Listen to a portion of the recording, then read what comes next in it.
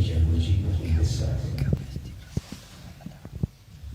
والصلاة والسلام على من أعطى الفساد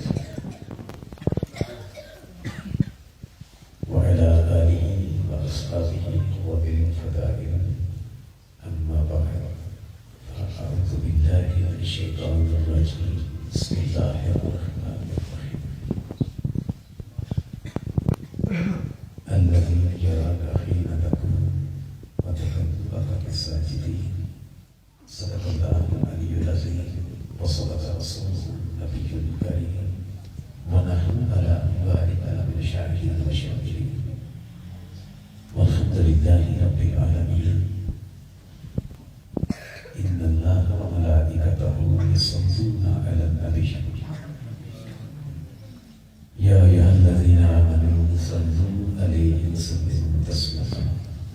الصلاة والسلام عليك يا سيدي يا رسول الله وعلى آلك وأصحابك يا حبيب الله. الصلاة والسلام عليك يا سيدي يا رسول الله وعلى آلك وأصحابك يا رحمة للعالمين. مولاي صل وسلم دائما أبدا على حبيبك خير الخلق كلهم ونصر من شريك في محاسنه فجوهر الحسن فيه غير منقسم. يا ربي بالمصطفى بلغ مقاصدنا واغفر لنا ما مضى يا واسع الكرم. رب اشرح لي صدري ويسر لي امري واحلل عقدة من لساني يفقهوا قولي. اللہ جل جلالہ وعم نوالہ وآصم ذکرہ وأتم برہانہ وأجل شانہ کی حمد و ثنا اور سرور کائنات مغفر موجودات زینت رسل کائنات قائد المرسلین خاتم النبیین احمد مجتبی جناب محمد مصطفیٰ صلی اللہ علیہ وسلم کی بارگاہ اقدس میں علیہ درود و سلام عرض کرنے کے بعد اللہ کریم کی بارگاہ میں دعا ہے کہ ہم سب کو قرآن اور سنت کی سمجھ عطا فرمائے اور سمجھ کر عمل کرنے کی توفیق عطا فرمائے. سمعین منتشر درس کا موضوع ہے نبی پاک صلی اللہ علیہ وسلم کی اجداد اور آپ کی جداد، یہ جو آپ کا نسب ہے، آپ کے جو والدین ہیں جن پشتوں سے آپ کا نور مبارک حضرت اماں آمنہ رضی اللہ تعالی عنہا کے بدن اقدس کا نسل در نسل پشت در پشت منتقل ہوتا آیا. اس نور کی حفاظت خود اللہ عز و جل نے فرمائی ہے. سبحان اللہ. اور اللہ عز و جل کے حبیب علیہ السلام کی نسل مبارک میں جتنے بھی آپ کے والد آتے ہیں، آپ کی والدین آتی ہیں، اللہ عز و جل نے نہ صرف ان کو ایمان کا نور عطا فرمایا ہے بلکہ اللہ عز و جل نے دنیاوی نجاستوں سے بھی ان کو محفوظ رکھا ہے. سبحان اللہ. اللہ عز و جل نے قرآن کریم قرآن رشید میں سورہ شعراء میں ارشاد فرماتا ہے الذی یراک حین تقوم. محبوب جب تو کھڑا ہو کر اللہ کی عبادت کرتا ہے تو اللہ اس وقت تجھے دیکھ رہا ہوگا. سبحان اللہ. فرمایا وَتَقَلُّبَكَ فِي السَّاجِدِينَ. محبوب سجدہ کرنے والوں میں تیرا پلٹنا ایک پشت سے دوسری پشت میں تیرے نور کا منتقل ہونا اور ایک پشت سے دوسرے رحم میں تیرے نور کا منتقل ہونا. اللہ عز و جل اس کو بھی دیکھ رہا. الذی یراک حین تقوم وتقلبک فی الساجدین. اللہ عز و جل تمہارے کھڑے ہونے کو بھی دیکھ رہا. جب تم اللہ عز و جل کی عبادت کرتا ہے، اس کو یاد کرتا ہے، تو سوئے ہوتے تو کھڑے ہو کر رب کو یاد کرتا ہے تو اللہ عز و جل اس وقت بھی تیرے چہرے کو دیکھ رہا ہوگا.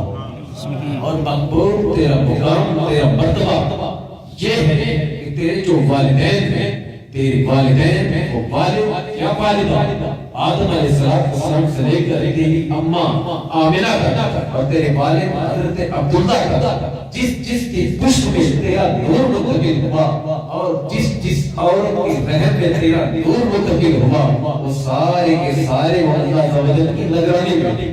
اس وجہ سے اللہ عز و جل کے حبیب علیہ السلام نے ارشاد فرمایا مختلف حدیث کے مفاہیم ہیں ارشاد فرمایا میں جو میری پیدائش ہوئی ہے جن پشتوں سے طاہر طیب پاک پشتوں سے میں پاک پشتوں میں منتقل ہوگا کہ میرے والد جو تھے وہ حضرت عبداللہ حضرت عبد المطلب حضرت ہاشم حضرت عبد المناف وہ کوئی بھی وہ میری ماں اماں آمنہ یا ان کی ماں یا ان کی ماں یا ان کی ماں اللہ عز و جل نے سب کو نہ صرف ایمان کا نور عطا فرمایا بلکہ اللہ عز و جل نے دنیاوی نجاتوں سے بھی ان کو پاک کیا تھا.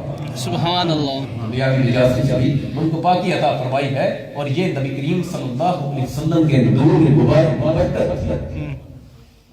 کہ آدم علیہ السلام کیونکہ کافی ٹائم ہو چکا ہے مختصر بات عرض کروں گا کہ جس شخص کو بھی نبی کریم صلی اللہ علیہ وسلم کے نور کے ساتھ نسبت ہوئی وہ آدم علیہ السلام ہو شیس علیہ السلام ہو وہ ابراہیم علیہ السلام ہو یا اسماعیل علیہ السلام ہو حضرت نوح علیہ السلام ہو ان سب کو اللہ عز و جل نے مقام و مرتبہ اس نور کی برکت سے عطا فرمایا. آدم علیہ السلام کو اللہ عز و جل نے جب پیدا فرمایا اللہ عز و جل کے حبیب علیہ السلام خود ارشاد فرمایا کنت نبی و آدم بین الماء والطین میں اس وقت نبی تھا جب آدم پانی اور مٹی کی درمیانی حالت ہوئی اور ایک جگہ ارشاد فرمایا کہ میں تو اس وقت بھی نبی تھا جب آدم علیہ السلام روح اور جسم کے درمیانی مراحل طے کر رہے ہیں. آدم علیہ السلام کی جو ہے پشت میں نبی کریم صلی اللہ علیہ وسلم کا جب نور مبارک رکھا گیا اور روایت میں آتا ہے کہ آپ کی پیشانی میں رکھا گیا تو حضرت آدم علیہ السلام جس طرف جاتے ہیں انہیں تسبیح کی آواز آیا. اللہ عز و جل کی بارگاہ میں عرض کی کہ مولا جب ہم بیٹھتا ہوں تیری تسبیح کی آواز آتی ہے یہ کہاں سے آتی ہے؟ فرمایا آدم وہ نور ابھی آخر زمان کا ہے جو تیری پشت پیشانی میں رکھا گیا ہے تجھے جو آواز آتی ہے وہ نور میری تسبیح بیان کر رہا ہے. سبحان اللہ سبحان اللہ. آدم علیہ السلام جنت میں اکیلے تھے.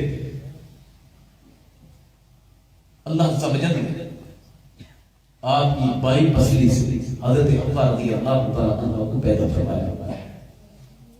اسی لیے آج مرد کی جو بائیں پسلیاں ہیں وہ ان کی تعداد 17 اور غیر کی 18 تعداد. آدم علیہ السلام کی جب جسم سے یہ نور مبارک حضرت اما حوا رضی اللہ تعالیٰ عنہ کے جسم میں منتقل ہوا تو اس وقت آدم علیہ السلام نے یہ نوٹ کیا اس طرف توجہ فرمائی کہ جب اما آمنہ حضرت حوا رضی اللہ تعالیٰ عنہ ساتھ میرا ملاپ نہیں ہوا اس سے پہلے میں نے دیکھا کہ 70,000 فرشتے دائیں طرف بائیں طرف میرے آگے میرے پیچھے میرا طواف کر رہے ہیں میری زیارت کر رہے ہیں جدھر میں جاتا ہوں میرے ساتھ. لیکن جب میرا ملاپ ہوا اب وہی فرشتے جو حوا کے پیچھے پڑ رہے ہیں حوا کا طواف کر رہے ہیں اس کی زیارت کر رہے ہیں وجہ کیا ہے؟ رب کی بارگاہ میں عرض کی کہ مولا اس کی وجہ کیا ہے؟ تو اللہ عز و جل نے ارشاد فرمایا کہ آدم تیرا احترام تیری عزت مقام نبوت کی وجہ سے تو ہے ہی. اللہ عز و جل میں رب ہو کر تجھے جو عزت و مقام عطا کیا ہے وہ میں نے اس نور کی وجہ سے عطا کیا ہے جو نبی آخر زمان کا ہے اور اس نور کو میں نے تیری پشت میں رکھا تھا. اب وہ نور تیری پشت سے نکل کر یا تیرے جسم سے نکل کر پیشانی سے نکل کر وہ حوا کے بدن میں منتقل ہو گیا ہے. فرشتے صرف حوا کی نہیں اس نور کی برکت سے حوا کی جو ہے وہ اس کے پیچھے چل رہے ہیں اس سے محبت کر رہے ہیں اس کا طواف کر رہے ہیں اس کی زیارت کر رہے ہیں. آدم علیہ السلام کے جسم سے جب حضرت حوا رضی اللہ تعالی عنہ کے جسم میں نبی پاک صلی اللہ علیہ وسلم کا نور مبارک منتقل ہوا چونکہ رب کی نگرانی میں اس وقت یہ قانون تھا قدرت کا کہ حضرت حوا رضی اللہ تعالیٰ عنہ کے بدن سے جوڑا پیدا ہوتا، ایک بچی پہ ایک بچہ. لیکن جب نبی کریم صلی اللہ علیہ وسلم کے نور مبارک کو منتقل کرنے کا جو وقت آنا تھا، اللہ عز و جل کو منظور تھا، اس وقت وہ نور منتقل ہونا تھا حضرت شیس علیہ السلام کی گوشت میں. باقی جب بھی بچے پیدا ہوئے، ایک بچی ایک بچہ جوڑا پیدا ہوا، لیکن جب وہ نور نبی کریم صلی اللہ علیہ وسلم کا منتقل کروانا اللہ کو منظور ہوا، اس وقت دو پیدا نہیں ہوئے بلکہ شیس علیہ السلام اکیلے پیدا ہوئے. شیس علیہ السلام اکیلے پیدا ہوئے. یہ نبی پاک صلی اللہ علیہ وسلم کا نور مبارک پشت در پشت چلتا چلتا حضرت نوح علیہ السلام کی پیٹھ پہ پہنچا. نوح علیہ السلام کی قوم پر جب عذاب آیا، اللہ عز و جل نے حضرت نوح علیہ السلام نے پہلے سے حکم ارشاد فرمایا تھا کہ نوح ایک کشتی بنا، اور حکم ارشاد فرمایا کہ ہر چیز کا جوڑا جو ہے اس پر لاد، خود اس میں شامل، اس میں بیٹھ اور ایمان والوں کو اس میں بٹھا.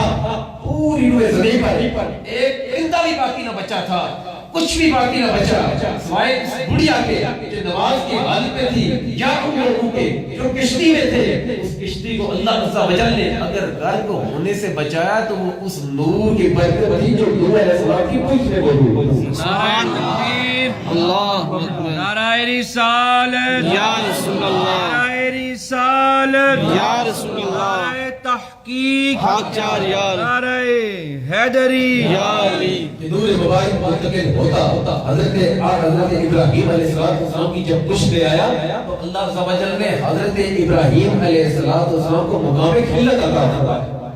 اور اس نور کی برکت تھی کہ اللہ عز و جل اس کی نگرانی کر رہا تھا، محفوظ رکھنا تھا، حفاظت کرنی تھی. کہ اللہ عز و جل نے خود سرکار سے ارشاد فرمایا ہے کہ محبوب سجدہ کرنے والوں کی پیٹھوں میں ان کے اندر تیرا منتقل ہونا، تیرا پلٹنا، وہ ہم اس کی نگرانی کر رہے ہیں. حضرت ابراہیم علیہ السلام کو جب آگ میں پھینکا گیا، آگ گلزار بن گئی، سلامتی والی بن گئی. ابراہیم علیہ السلام کا تو اپنا مقام تھا ہی، اللہ عز و جل نے اس نور کی برکت سے اس آگ کو بھی گلزار کیا. سبحان اللہ. اسماعیل علیہ السلام کی جب پشت میں وہ نور آیا تو ان کے گلے پر چھری نہ چلی، ان کے گلے پر چھری نہ چلی. یاد رکھیے گا نبی کریم صلی اللہ علیہ وسلم کا جو نسب مبارک وہ حضرت عدنان نبی پاک صلی اللہ علیہ وسلم کے جد. تین حصوں میں آپ تقسیم کر سکتے ہیں. ایک سلسلہ نسب جو ہے وہ حضرت عبداللہ سے لے کر حضرت عدنان تک، یہ حضرت اسماعیل علیہ السلام کی اولاد کے ساتھ. یہاں تک جو سلسلہ نسب ہے یہ خود سرکار نے بھی بیان فرمایا، اور حضرت عمر فاروق رضی اللہ تعالیٰ عنہ بھی یہاں تک بیان فرمایا. اس سے حضرت عدنان رضی اللہ تعالیٰ عنہ لے کر حضرت اسماعیل علیہ السلام تک آپ دوسرا سلسلہ نسب ہے، دوسرا دور کر سکتے ہیں نسب کے منتقل ہونے کا. اور پھر تیسرا جو ہے حصہ آپ کر سکتے ہیں حضرت اسماعیل علیہ السلام سے لے کر حضرت آدم علیہ السلام. حضرت عدنان رضی اللہ تعالیٰ عنہ ان تک جو سلسلہ ہے وہ نبی کریم صلی اللہ علیہ وسلم کی زبان اطہر سے نکلا. اور اس سے اوپر محتاط طریقہ یہ ہے، محتاط سب سے زیادہ احتیاط والی بات یہ ہے کہ سلسلہ نسب بیان کرنے سے خاموشی اختیار کی جائے. اگرچہ علماء نے کیے ہیں لیکن ان میں بھی کچھ نہ کچھ ذوق ہے، اور یہ مقام اتنا بلند ہے کہ کوئی ذرا سی غلطی ہو جائے تو دنیا آخرت کی ضائع ہونے کا اندیشہ ہو. نبی کریم صلی اللہ علیہ وسلم کے نور مبارک حضرت اسماعیل علیہ السلام کی جب پیٹھ میں منتقل ہوا، اس کے بعد اولاد در اولاد یکے بعد دیگرے یہ نور مبارک منتقل ہوتا ہوتا حضرت عدنان رضی اللہ عنہ تک. اور ایک بات یہاں پر بتلاتا چلوں کہ نبی کریم صلی اللہ علیہ وسلم کا نور مبارک جس کی پشت میں یا جس کے رحم میں عورت کے بطور ودیت رکھا گیا، بطور امانت رکھا گیا، اللہ عز و جل نے اس نور کی برکت سے اس بندے کو، اس شخص کو بھی عزت عطا فرمائی.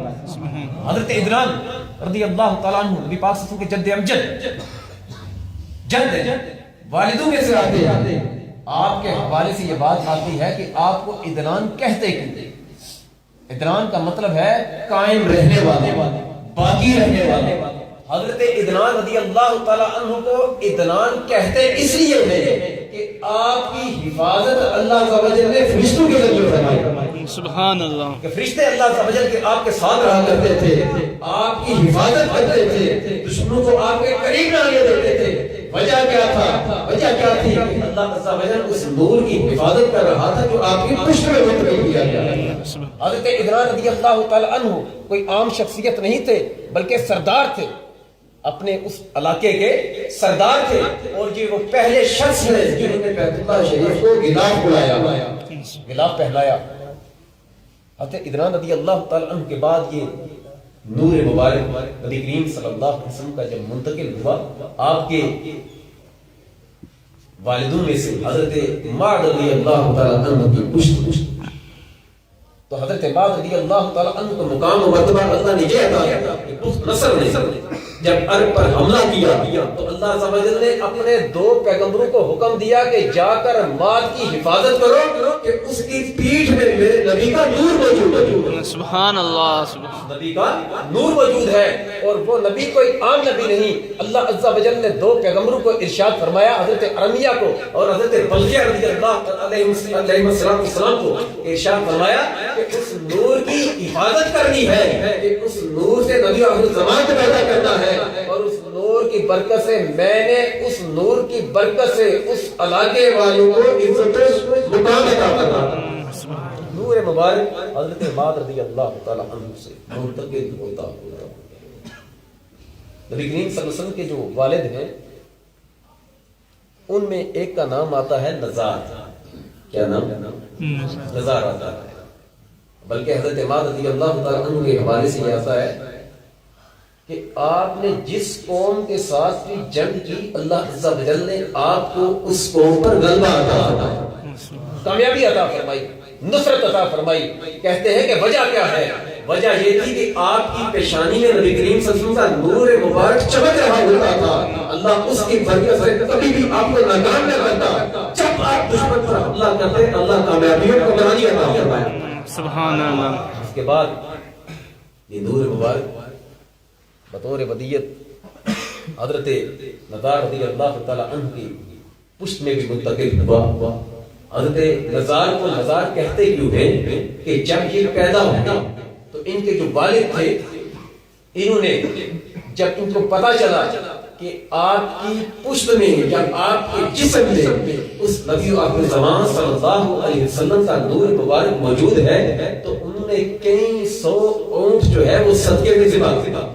سبحان اللہ. ذبح کیے. لوگوں نے کہا کہ آپ نے اتنا خرچہ کیا، اتنا کچھ ذبح کیا، وجہ کیا ہے؟ بیٹا ایک پیدا ہوا، اس کی کیا وجہ ہے؟ تو آپ نے ارشاد فرمایا یہ نظر، یہ تھوڑا سا ہے، یہ تھوڑا سا ہے، یہ نظر ہے، یہ تھوڑی سی نیاز ہے. اس کا مقام تو یہ ہے کہ پورا جہاں بھی دے دوں وہ بھی کم. سبحان اللہ. اس کی پشت میں اللہ عز و جل نے نبی آخر الزمان کا نور رکھا ہے. آپ کے والدوں میں سے ایک کا نام ہے حضرت مضر رضی اللہ تعالی عنہ. مضر کو مضر کہتے ہیں، وجہ یہ تھی کہ آپ کے بارے میں کہا گیا کہ اس وقت حضرت مضر رضی اللہ تعالی عنہ نبی کریم صلی اللہ علیہ وسلم کا نور مبارک ان کے جسم میں موجود تھا. ان کا چہرہ اتنا خوبصورت، اتنے حسین تھے، اتنا چہرہ روشن تھا کہ جو دیکھتا وہ دیکھتا ہی رہ جاتا. سبحان اللہ. وہ دیکھتا ہی رہ جاتا. اللہ عز و جل نے ان کو سرداری بھی عطا کی، حکمرانی بھی عطا کی، علم بھی عطا کیا. ان کے بارے میں آتا ہے کہ جتنا علم اس دور میں اللہ نے ان کو عطا کیا کسی اور کو عطا کیا، اور جتنی عقل کامل اللہ عز و جل نے حضرت مضر کو عطا فرمائی کسی اور کو اس دور میں نہ ملی. اور کہا گیا کہ اس دور میں کوئی ایک بندہ بھی ایسا نہیں تھا جو حسن میں، جو عقل میں، جو علم میں، جو علم میں حضرت مضر رضی اللہ تعالی عنہ کے برابر. آقا کریم صلی اللہ علیہ وسلم کے یہ نور مبارک آپ کے والدوں میں سے ایک کا نام ہے حضرت الیاس. نبی کریم صلی اللہ علیہ وسلم نے ان کا نام مبارک کو لے کر ارشاد فرمایا کہ لا تسبوا الیاس، لا تسبوا الیاس. الیاس نے گالی مت دے. یہ الیاس علیہ السلام نہیں، وہ پیغمبر تھے، یہ پیغمبر نہیں تھے، لیکن سرکار کے نور کی برکت سے اللہ عز و جل نے ان کو مقام ولایت عطا فرمایا. اللہ عز و جل نے ان کو مقام عطا فرمایا، ان کو عزت عطا فرمائی، اور خود سرکار نے ارشاد فرمایا الیاس کے بارے میں لفظ استعمال نہ کرنا، وہ مومن تھے اور اللہ عز و جل نے عرب کے لیے ان کو وہی مقام عطا کیا تھا جو حکیم لقمان کو عطا فرمایا، سبحان اللہ، جو حکیم لقمان کو عطا فرمایا۔ نبی کریم صلی اللہ علیہ وسلم کے جو جد ہیں ان میں سے ایک کا نام ہے عبد مناف۔ عبد مناف حضرت ہاشم کے رضی اللہ تعالیٰ عنہ کے والد ہیں۔ ان کے بارے میں حضرت عبد مناف کے بارے میں آتا ہے کہ ان کو اللہ عز و جل نے حسن روشنی، وہ اتنی چہرے کی دو پیشانیاں عطا فرمائی تھی، اتنا اللہ عز و جل کا ان پر کرم تھا اور اتنا حسن تھا کہ اہل عرب آپ کو عرب کا چاند کہہ کر پکارا کرتے تھے۔ سبحان اللہ، اہل عرب آپ کو عرب کا چاند کہہ کر پکارا کرتے تھے۔ اور آپ آقا کریم صلی اللہ علیہ وسلم کے جو پردادا حضرت ہاشم رضی اللہ تعالی عنہ، ان کو ہاشم، ان کا اصل نام عمر یا عمر تھا، لیکن ان کو لقباً ہاشم بھی کہتے ہیں۔ اس کی وجہ وہ یہ تھی کہ اللہ عز و جل نے ان کی پشت میں سرکار علیہ الصلوۃ والسلام کے نور مبارک کو رکھا تھا۔ اللہ عز و جل نے ان کی پشت میں نبی کریم صلی اللہ علیہ وسلم کے نور مبارک کو رکھا تھا۔ اس نور کی برکت، اس نور کی جو ہے اللہ عز و جل نے ان کو فیض یہ عطا کیا کہ آپ کو اللہ عز و جل نے اتنا روشن چہرہ، اتنا حسن عطا فرمایا تھا کہ یہودی تورات پڑھتے تھے تو آپ کا چہرہ دیکھتے تھے اور بے اختیار چہرے پر بھی بوسہ دیتے تھے اور ہاتھوں پر بھی بوسہ دیا کرتے تھے۔ سبحان اللہ، آقا کریم صلی اللہ علیہ وسلم کے جو والد ہیں ان میں سے حضرت عبد المطلب جو نبی کریم صلی اللہ علیہ وسلم کے دادا، اللہ عز و جل نے آپ کو یہ مقام و مرتبہ عطا کیا کہ آپ جس راستے سے چلا کرتے تھے سرکار علیہ السلام کا جو نور مبارک تھا آپ کی پیشانی پر واضح روشن چمکتا نظر آیا تھا۔ اور اس نور کی برکت سے جو نبی کریم صلی اللہ علیہ وسلم کا آپ کے جسم میں جو ہے ودیعت کے طور پر، امانت کے طور پر رکھا گیا تھا، جب کافروں پر، مشرکوں پر قحط آتا اور بتوں کو چھوڑتے، ان کو سجدے کرنے چھوڑتے، وہ حضرت عبد المطلب کو پکڑتے اور جبل زمین پر لے جاتے اور وہاں پر کھڑے ہو کر رب کی بارگاہ میں عرض کرتے کہ مولا لوگ بھوکے مر رہے ہیں، قحط سالی ہو گئی ہے، بارش نہیں ہو رہی، اللہ گلے کی کمی ہو گئی ہے، اللہ عبد المطلب کا صدقہ تو بارش عطا فرما، دعا کرتے تو اللہ فوراً بارش عطا فرما دیا۔ سبحان اللہ، فوراً بارش عطا فرما دیا۔ یہ نور مبارک نبی کریم صلی اللہ علیہ وسلم پر چلتے چلتے حضرت سیدنا عبداللہ رضی اللہ تعالیٰ عنہ آپ تک جب پہنچا تو آپ اپنی چھوٹی عمر میں تھے کہ اپنے والد حضرت عبد المطلب، یاد رکھیے گا کہ حضرت عبداللہ جو تھے یہ حضرت عبد المطلب رضی اللہ تعالیٰ عنہ کے سب سے چھوٹے تھے۔ حضرت عبداللہ رضی اللہ تعالیٰ عنہ کی جو پشت میں نبی کریم صلی اللہ علیہ وسلم کا نور مبارک آیا اور یہ نور حضرت آدم علیہ السلام سے چلا اور حضرت عبداللہ تک پہنچا، اس کی حفاظت کسی اور نے نہیں کی، اس کی حفاظت کبھی اللہ نے فرشتوں کے ذریعے کروائی، کبھی انبیاء کے ذریعے کروائی۔ سبحان اللہ، اور جس قبیلے میں، جس کی پشت میں، جس عورت کے رحم میں یہ نور رہا ہے، اللہ نے اس کو قرب خاص عطا فرمایا۔ سبحان اللہ، باقی علاقے کے لوگوں پر اللہ عز و جل نے اس عورت کو یا اس مرد کو سرداری بھی عطا کی، حسن بھی عطا کیا، عزت بھی عطا کی، شرف بھی عطا کیا، اللہ نے عقل بھی عطا کی اور علم بھی عطا فرمایا۔ سبحان اللہ، حضرت عبداللہ رضی اللہ تعالیٰ عنہ ایک مرتبہ اپنے والد حضرت عبد المطلب رضی اللہ تعالیٰ عنہ کے پاس آئے اور کہا ابا جی عجیب بات ہے، میں جس راستے سے گزرتا ہوں جتنے پتھر ہیں، جتنے شجر ہیں، جتنے حجر ہیں، سارے کے سارے مجھے سجدہ کرنے لگ جاتے ہیں۔ میں کسی سجدہ یاد رکھیں گا دو طرح کا، ایک سجدہ تعظیمی، پہلی سجدہ تعظیمی عزت کا سجدہ، جیسے یوسف علیہ السلام کے بھائیوں نے ان کو سجدہ کیا اور جو ہے فرشتوں نے حضرت آدم علیہ السلام کو سجدہ کیا نہیں بلکہ فرشتوں سے سجدہ اللہ نے کرایا. وہ سجدہ تعظیم کا عزت کا سجدہ تھا. پہلی امتوں میں یہ جائز تھا. موسیٰ علیہ السلام کو جیسے جادوگروں نے سجدہ کیا پہلی امتوں میں جائز. ایک ہے سجدہ عبادت کا سجدہ. یہ اللہ کے سوا کسی اور کو کرنا یہ شرک ہے, کفر. یہ کیا ہے؟ شرک ہے, کفر. یہ لوگ جا کر درباروں پر یہ مزارات پر سجدے کرتے ہیں, سجدے کی کنڈیشن بناتے ہیں, یہ سجدہ کرتے ہیں تو وہ حرام ہے. وہ اگرچہ سجدہ تعظیمی کرتے ہیں لیکن ہماری امت میں سجدہ تعظیمی کرنا یہ بھی حرام ہے. اور عبادت کا سجدہ تو کسی مسلمان سے متوقع ہو ہی نہیں سکتا کہ وہ خدا کے سوا کسی اور کو سجدہ کرے. حضرت عبداللہ رضی اللہ تعالیٰ عنہ نبی کریم صلی اللہ علیہ وسلم کے والد نبی نہیں تھے, لیکن نبی آخر زمان صلی اللہ علیہ وسلم کا نور مبارک اللہ نے ان کی پشت میں رکھا. اپنے والد صاحب کی بارگاہ میں آئے اور عرض کی کہ ابا جان عجیب بات ہے کہ میں جس درخت کے پاس سے گزرتا ہوں, جس پتھر کے پاس سے گزرتا ہوں, جس جگہ سے گزرتا ہوں, فوراً وہ چیز جھکتی ہے اور مجھے سجدہ کرنے لگا. کہتے ہیں کہ عجیب بات ہے, میں کسی ویرانے میں بیٹھتا ہوں, میدان میں بیٹھتا ہوں, اگرچہ اندھیری رات ہو, میری پشت سے ایک نور نکلتا ہے جو آسمان تک کے فاصلے کو روشن کر دیتا ہے. سبحان اللہ. کہتے ہیں کہ ابا جان ایک اور عجیب معاملہ ہے, میں کسی خشک درخت کے نیچے بیٹھتا ہوں اور فوراً ہرا بھرا ہو جاتا ہے. میں دھوپ میں نکلتا ہوں تو بادل چھایا کرتا ہے, میں جب سو کر اٹھتا ہوں تو میری آنکھوں میں سونا لگا. نعرہ تکبیر, اللہ اکبر, نعرہ رسالت یا رسول اللہ, نعرہ رسالت یا رسول اللہ, نعرہ تحقیق حق جاریہ, نعرہ حیدری, یا حیدری, سرکار کی آمد, مرحبا, دلدار کی آمد, مرحبا, حضور کی آمد, مرحبا. اپنے والد صاحب سے عرض کرتے ہیں کہ ابا جان عجیب بات ہے کہ میں کسی خشک درخت کے نیچے بیٹھتا ہوں تو فوراً ہرا ہو جاتا ہے, میں اگر دھوپ میں نکلتا ہوں تو بادل سایہ کرنے لگ جاتا ہے, اور میں جہاں بیٹھتا ہوں تو مجھے کوئی غیر سے آواز دیتا ہے عبداللہ خوش ہو جا, اللہ عز و جل نے تجھے نبی آخر الزمان کا باپ بنا کر بھیجا.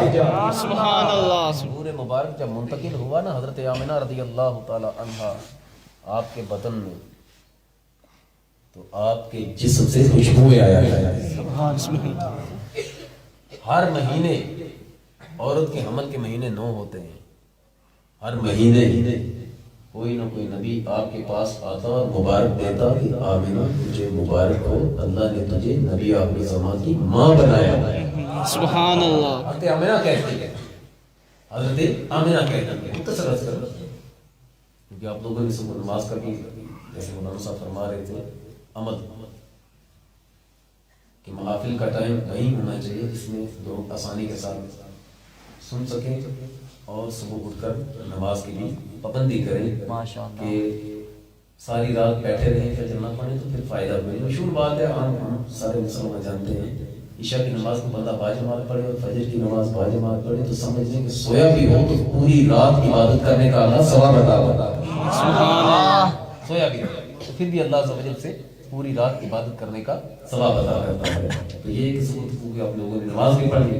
مختصر عرض کر کے حضرت آمنہ آپ فرماتے ہیں کہ نبی پاک سے پیدا ہوئے. مشہور بات آپ لوگوں نے سنی, مشہور بات کہ حضرت آمنہ فرماتی ہیں کہ ایک ایسا نور نکلا, ایک ایسا نور نکلا وہ اتنا روشن تھا کہ اس نور کی روشنی میں نے ملک شام کے محلات کو دیکھا. سبحان اللہ. عجیب بات, جہاں نبی کریم صلی اللہ علیہ وسلم کی پیدائش ہوئی ہے, پیدائش مبارکہ ہوئی, آپ کبھی اللہ سب جیسا کو لے کر جائے اس جگہ کا, اب وہاں پر لائبریری ہے اور لوگوں نے دیکھا بھی ہوگا, دائیں بائیں پہاڑ ہے, آگے پیچھے پہاڑ ہے. آمنہ رضی اللہ تعالی عنہا پہاڑ کے دامن میں یہ سب, تو اس نور کی روشنی میں حضرت آمنہ رضی اللہ تعالی عنہا نے, آگے پہاڑ ہے, شام کا ملک اس سے پرے. مثلا میں یہاں سے کہوں کہ میں بورڈ والا قبرستان دیکھ لوں, یہ ممکن نہیں ہے, بیچ میں دیوار ہے. میرے پاس سمجھ آ رہی ہے نا کہ بیچ میں دیوار ہے, تو میں کیسے دیکھ سکتا ہوں بورڈ والے قبرستان جب تک یہ دیوار ہٹائی نہ جائے. تو حضرت اماں آمینہ کہتی ہے کہ وہ نور اتنا روشن تھا کہ اس نور کی روشنی میں نے ملک شام کے محلات دیکھ لیے. اس کی دو وجہ, دو توجیہات ہو سکتی. ایک یہ, پہلی بات یہ کہ مکہ میں بیٹھے شام کے محلات کو دیکھ لیا. یہ کیسے ممکن ہوا کہ راستے میں پہاڑ تھے, راستے میں جنگل تھے, راستے میں شجر تھے, بڑے بڑے اونچے درخت تھے, ٹیلے تھے. پھر حضرت آمینہ نے ملک مکہ میں بیٹھ کر, مکہ کی سرزمین میں ایک پہاڑ کے دامن میں بیٹھ کر نور کی روشنی میں وہ شام کے محلات کیسے دیکھے. تو ہمیں ماننا پڑے گا جب سرکار پیدا ہوئے پہاڑ بھی جھک گئے, بالکل زمین کے ساتھ لگ گئے. اور حضرت آمینہ کا اللہ عز و جل نے ان پہاڑ جب جھکے, اللہ عز و جل نے اس نور کی روشنی میں پہاڑ جھکے رہے. آمینہ رضی اللہ تعالی عنہا شام کے محلات کا نظارہ کرتی رہتی ہے. سبحان اللہ. دوسری توجیہ یہ ہو سکتی ہے کہ اس نور کی روشنی میں اللہ, اس نور کی وجہ سے, اس نور کی برکت سے اللہ عز و جل نے حضرت آمینہ رضی اللہ تعالی عنہا اور محلات جو شام کے تھے, شام کے جو محلات تھے, اس نور کی برکت سے اللہ عز و جل نے درمیان سے سارے پردوں کو ہٹا دیا. سبحان اللہ. درمیان سے سارے پردوں کو ہٹا دیا کہ اس نور کی برکت سے حضرت آمینہ رضی اللہ تعالی عنہا نے مکہ میں بیٹھ کر شام کے محلات کو دیکھا. سبحان شام اللہ. کیوں دکھائی گئی, ملک شام ہی کیوں دکھایا. تورات میں ہے نبی کریم صلی اللہ علیہ وسلم کا حضرت کعب رضی اللہ تعالیٰ کو ارشاد فرماتے ہیں, ابی بن کعب رضی اللہ تعالیٰ آپ ارشاد فرماتے ہیں کہ تورات میں نبی کریم صلی اللہ علیہ وسلم کی جو ہے وہ صفات میں سے ایک صفت ہے. آقا کریم صلی اللہ علیہ وسلم کی جو شان تورات میں بیان کی گئی, ان میں سے ایک شان یہ بیان کی گئی ہے کہ اس نبی و علماء کی پیدائش مرکز جو ہوگا, جو جگہ ہوگی وہ مکہ, ہجرت کا جو مقام ہوگا مدینہ, اور اس نبی کی جو سلطنت ہوگی وہ شام پر پھیلی ہوگی. حضرت آمینہ رضی اللہ تعالی عنہا کو جو شام کے محلات دکھائے گئے وہ اس لیے دکھائے گئے کہ آمینہ خوش ہو جا, بظاہر یہ بچہ یتیم ہے, آخرت کے خزانے, دنیا کے غیبی خزانے تو اللہ نے عطا فرمائے ہی ہیں. اللہ عز و جل نے اس بچے کو شام کے محلات کا حکمران بنایا. سبحان اللہ. اس کے آگے آگے سر کو جھکائیں گے. تو حضرت آمینہ رضی اللہ تعالی عنہا آپ کے گھر سے جب حضرت حلیمہ سعدیہ رضی اللہ, ایک ساتھ یہ بھی بات بتاتا چلوں کہ حضرت حلیمہ سعدیہ رضی اللہ تعالیٰ عنہ کے حوالے سے ایک بندے نے بکواس کی. اس نے کہا وہ تو مسلمان ہی نہیں تھی, وہ تو مسلمان ہی نہیں تھی. اس بات کی طرح میں صرف اتنا بتا دوں کہ حضرت حلیمہ سعدیہ رضی اللہ تعالیٰ عنہ جب سرکار کی بارگاہ میں حاضر ہوتے ہی آتی تو سرکار کھڑے ہو کر استقبال کرتے اپنی چادر پر بچھایا. سبحان. لوگوں نے پوچھا تھا کہ یہ کون ہے, فرمایا اللہ عز و جل کہ حبیب علیہ السلام نے کہ یہ میری رضائی ماں ہے, اللہ عز و جل نے مجھے ان کے دودھ سے پالا. سبحان. ان کے دودھ سے پالا ہے. اور سرکار علیہ السلام کی برکت سے اللہ عز و جل کی حبیب علیہ السلام کی جو دائی تھی, جو رضائی ماں تھی, اللہ عز و جل نے نہ صرف ان کو بلکہ ان کے پورے خاندان کو ایمان کا نور عطا فرمایا. سبحان اللہ. حضرت حلیمہ سعدیہ رضی اللہ تعالیٰ فرماتی ہیں کہ نبی کریم صلی اللہ علیہ وسلم کو جب میں لے کر گئی میں کچھ پریشان سی بھی تھی, کچھ پریشان سی بھی تھی. جب کہتی ہیں میں اپنی جھونپڑی میں آئی, میں نبی کریم صلی اللہ علیہ وسلم کو جب بتایا, آقا کریم صلی اللہ علیہ وسلم آرام فرما رہے تھے, آنکھیں بند تھی. کہتی ہیں میں بڑی پریشان سی تھی, گھر میں کچھ کھانے کو بھی نہیں, غربت بھی ہے, تو بچے کی خدمت کیسے کروں گی. آپ فرماتی ہیں کہ میں ابھی یہ سوچ ہی رہی تھی تو اچانک اس بچے یعنی نبی پاک صلی اللہ علیہ وسلم نے اپنی آنکھوں کو کھولا. آقا کریم صلی اللہ علیہ وسلم کی جو آنکھیں تھیں ان سے ایک نور نکلا جو آسمان تک بلند ہوا. اس نور کو دیکھ کر میرے سارے کے سارے غم ختم ہو گئے. سبحان اللہ. اور آپ کے جو رضائی والد تھے حضرت حارث رضی اللہ عنہ, آخری بات اختتام کی طرف آتا ہوں, حضرت حارث رضی اللہ تعالیٰ جو حضرت حلیمہ سعدیہ رضی اللہ تعالیٰ عنہ کے گھر والے تھے, یعنی زوج تھے.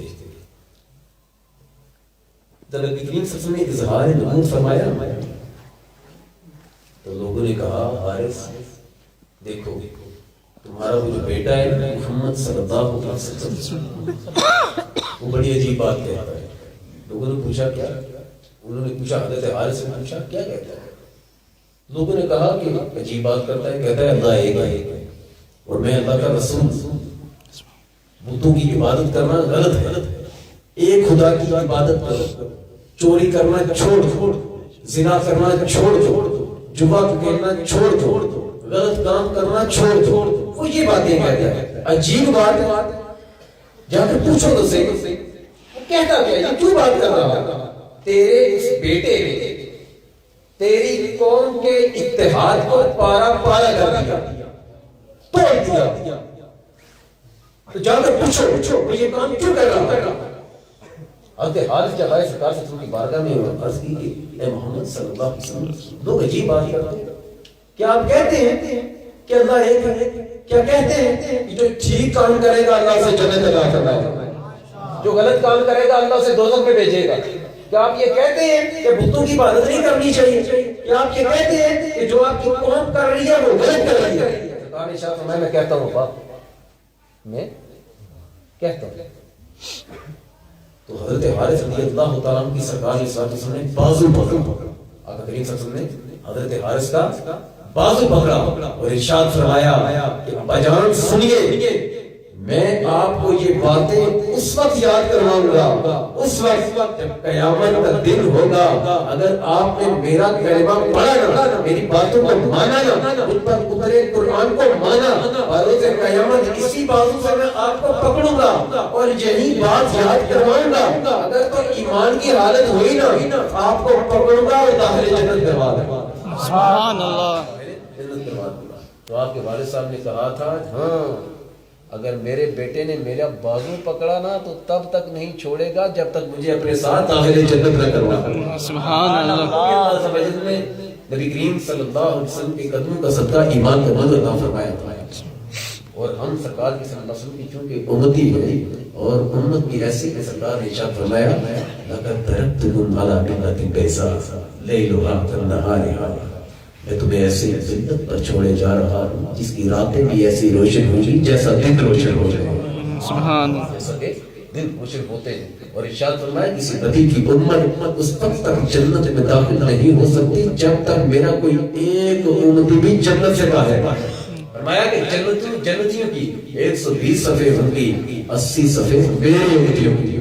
اگر آقا کریم صلی اللہ علیہ وسلم کے والدین کو مقام و مرتبہ ملا، حضرت آدم ہوں، حضرت شیس ہوں، حضرت سیدنا نوح علیہ السلام ہوں، ابراہیم علیہ السلام ہوں، یا اسماعیل علیہ السلام ہوں، یا آپ کے والدوں میں سے حضرت ابراہیم ہوں، حضرت ماد ہوں، حضرت خزیمہ ہوں، کوئی بھی ہوں، اللہ عز و جل نے سرکار علیہ السلام سے ارشاد فرمایا الذی یراک حین تقوم، محبوب جب تو کھڑا ہو کر میری عبادت کرتا ہے میں اس وقت ہی تجھے دیکھ رہا ہوتا ہوں، اور وہ جو تیرا پشت در پشت منتقل ہونا تیرے نور کا، میں اس نور کی نگرانی خود کر رہا ہوں۔ سرکار کے نور کی برکت تھی کہ آدم علیہ السلام کو اللہ تعالی نے علم الاسماء عطا فرمایا، خلیفہ ہونے کا شرف عطا فرمایا، ابراہیم علیہ السلام کو مقام خلت عطا فرمایا، اور کچھ روایات کے مطابق دنیا میں 5 پیغمبروں کے علاوہ باقی جتنے پیغمبر آئے ہیں سب کے باپ حضرت ابراہیم علیہ السلام، مرتبے ملے، جو عزت کا مقام ملا سرکار کے نور کی برکت تھی۔ اور ہم بھی جو یہاں پر بیٹھے ہیں اور اللہ عز و جل کے نورانی جو فرشتے ہیں، سرکار نے ارشاد فرمایا کہ اللہ کے ذکر کی محفلیں ہوتی ہیں تو فرشتے زمین پر اترتے ہیں، ذکر کی محفل کو ڈھونڈتے ہیں، پھر ان میں سے کوئی ایک فرشتہ اس محفل کو پا لیتا، باقی اسے کہتا ہے الم الی حاجتکم، اپنی حاجت کی طرف آؤ، جس محفل کو ڈھونڈ رہے تھے تمہیں مل گئی۔ سبحان اللہ۔ رحمت کے فرشتے یہاں پر بھی آتے ہیں تو اس محفل کی نسبت اور ہماری نسبت سرکار کی طرف، ہماری جو عظمت بنی عزت بنی وہ سرکار کی وجہ سے بنی۔ اللہ عز و جل اس مسجد کی انتظامیہ، امام صاحب اور محلے دار، جن جن لوگوں نے اس محفل کی جو ہے منعقد کروانے میں ساتھ دیا، اللہ عز و جل سب کی عمر میں اضافہ فرمائے، عقل میں اضافہ فرمائے، عمل میں اضافہ فرمائے، علم میں اضافہ فرمائے، آمین بجاہ النبی الامین صلی اللہ علیہ وآلہ وسلم۔